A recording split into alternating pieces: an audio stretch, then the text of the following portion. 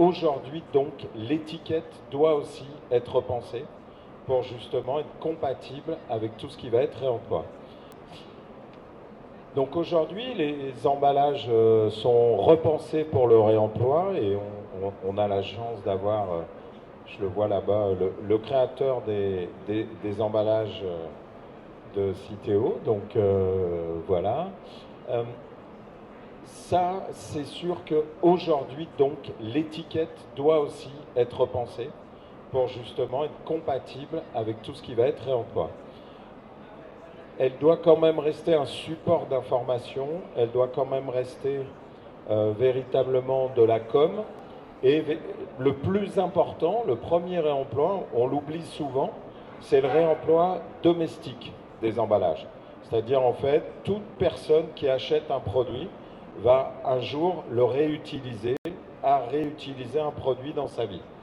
C'est vraiment, il y a un attachement au produit qu'elle a acheté. Il ne faut pas oublier qu'un produit acheté, c'est son véritable choix. On va acheter une marque et pas obligatoirement un produit générique. La promesse de la marque est donc importante et tout ce qui est l'environnement et la valeur l'est également.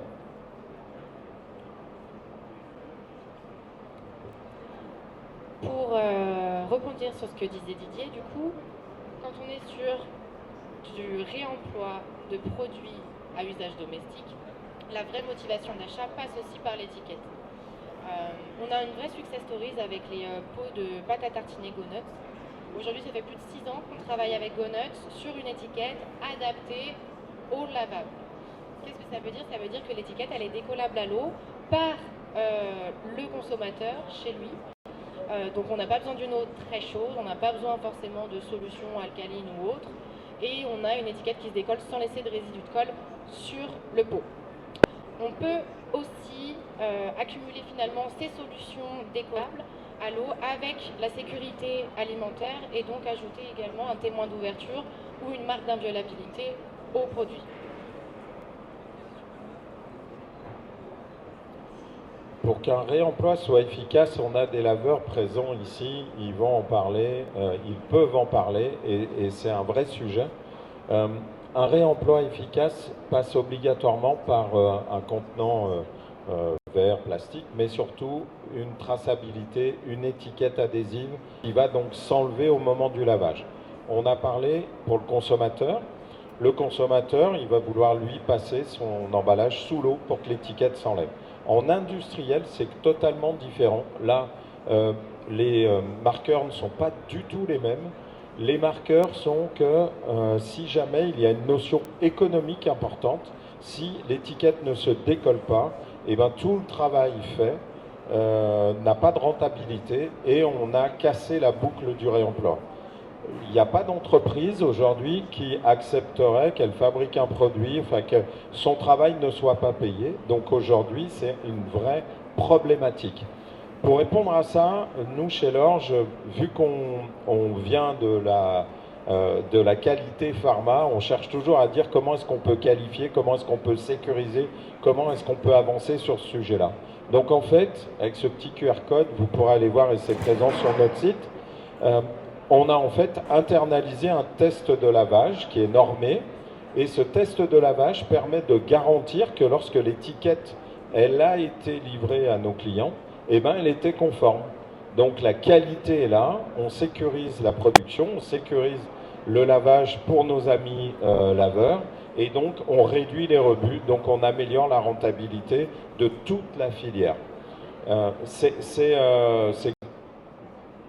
pas innovant ce test, c'est juste de l'avoir intégré chez nous qui est extrêmement innovant dans l'entreprise et on peut qualifier nos productions et donner un certificat interne à nos clients qui leur garantissent que l'étiquette que l'on a produite, eh ben, elle est compatible avec le réemploi, elle est, correspond au cahier des charges, par exemple de France Consigne, et qu'à ce titre-là, il n'y aura pas de problème dans le suivi de la chaîne.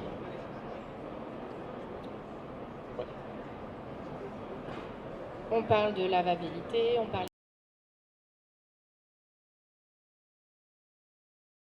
d'étiquette. l'étiquette. Et si on se rapproche de l'industrie et du producteur, on va parler aussi aujourd'hui sur les informations. Il y a un obligatoire réglementaire sur la méthode de traçabilité de l'information. Donc on peut travailler, nous, l'orge, en impression sérialisée, via du QR code, via du code à barre.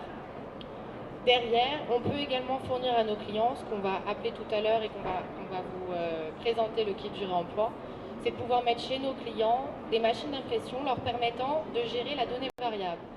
C'est-à-dire que sur, exemple, le pot ici, la bocale en haut, vous avez de l'impression couleur, vous avez un logo, ça, l'orge, on va l'imprimer.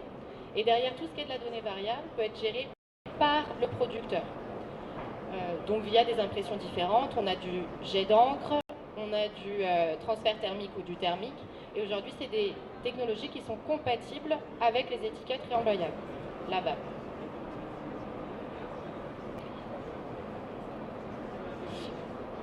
Alors, on est sur le village du réemploi. Pendant le salon, on parle de l'ensemble des contenants qui peuvent être réutilisés, et une partie des contenants est justement tout ce qui va être les bacs plastiques industriels.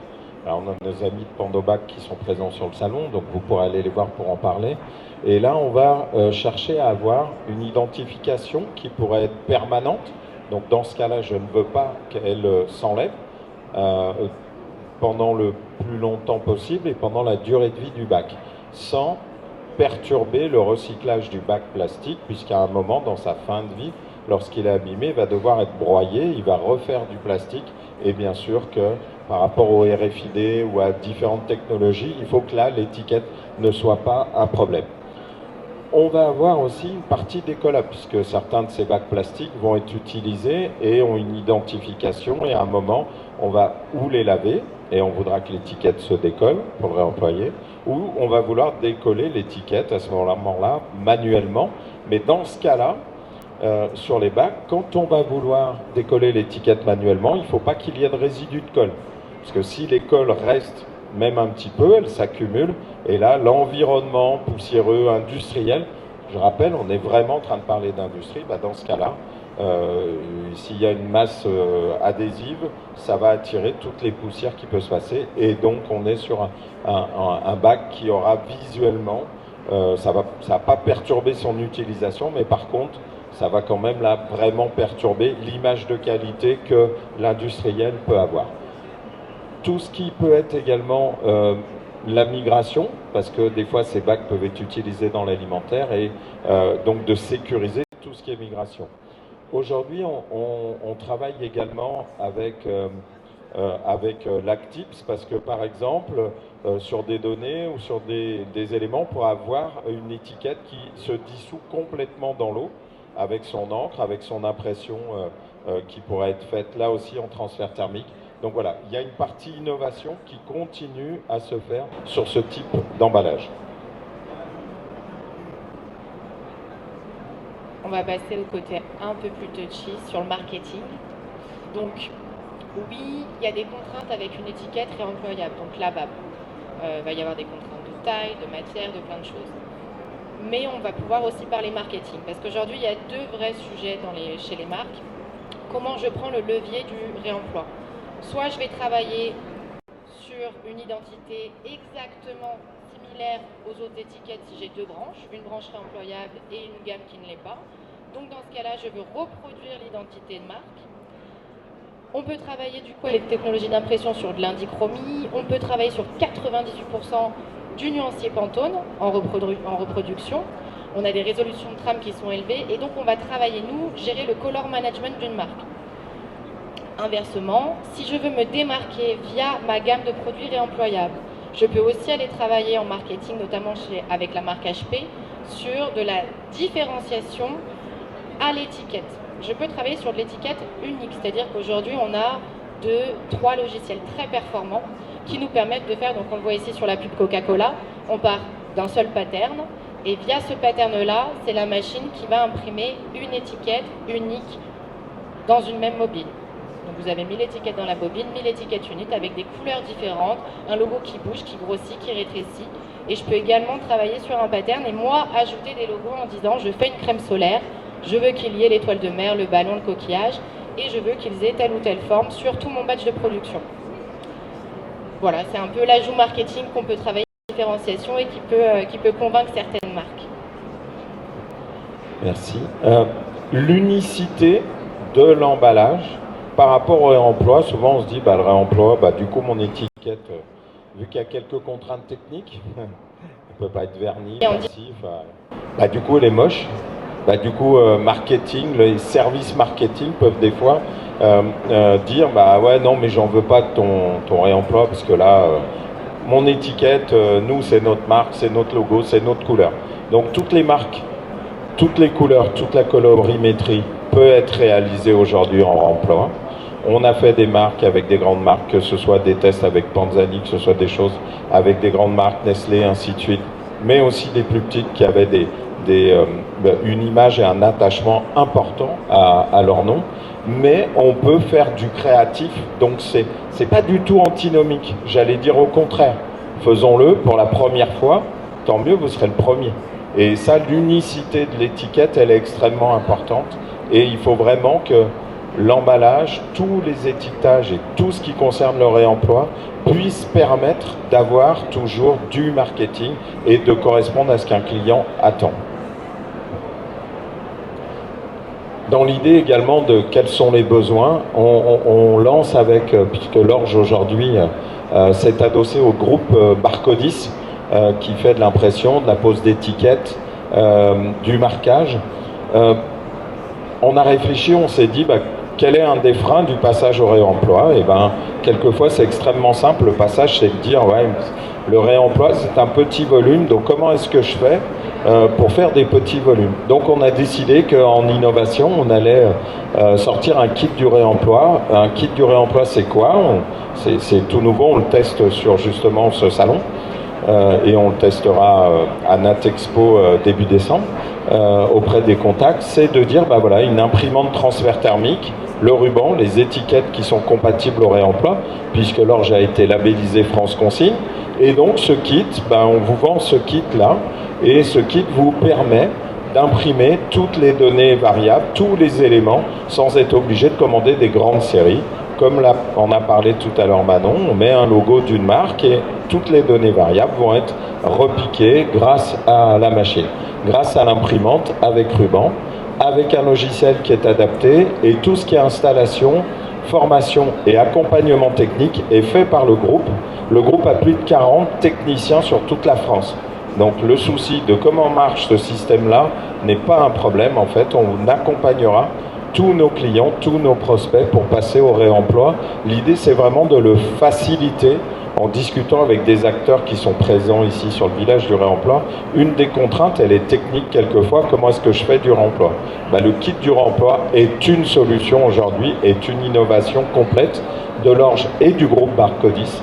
Et véritablement, ça apporte des solutions. C'est pas pour rien que le groupe et l'Orge, on est coq vert, on est coq bleu avec BPI, qu'on est EcoVadis, ISO et Imprime Vert. C'est parce qu'on cherche vraiment à apporter des solutions fortes et à répondre aux problématiques des clients. Un dernier petit point sur le contexte. Donc en termes de contexte, j'ai commencé en nommant qu'aujourd'hui les emballages étaient repensés pour le réemploi. Et l'étiquette pour le réemploi, c'est une solution pour tous les emballages. En fait, c'est pas une contrainte, c'est vraiment la solution et une des solutions. Et on a énormément aujourd'hui d'évolutions. Le kit du réemploi, j'ai parlé aussi de nouveautés qui arrivent. Vous pouvez voir sur notre site, vous pouvez voir sur notre page LinkedIn. Beaucoup de choses nouvelles sont en train d'être travaillées. Donc ça va continuer à évoluer. Donc véritablement, n'hésitez pas pour regarder et nous suivre. Et j'allais terminer en complétant sur ce que dit Didier, une solution pour tous les emballages et pour toutes les utilisations. Que ce soit du réemploi de produits domestiques, je réutilise mon pot pour mettre mes vis, pour mettre mes pads, pour mettre X produits. Je lave ma bouteille, mon bocal par un laveur industriel dans un circuit industriel. Voilà, aujourd'hui l'étiquette peut répondre à toutes les solutions.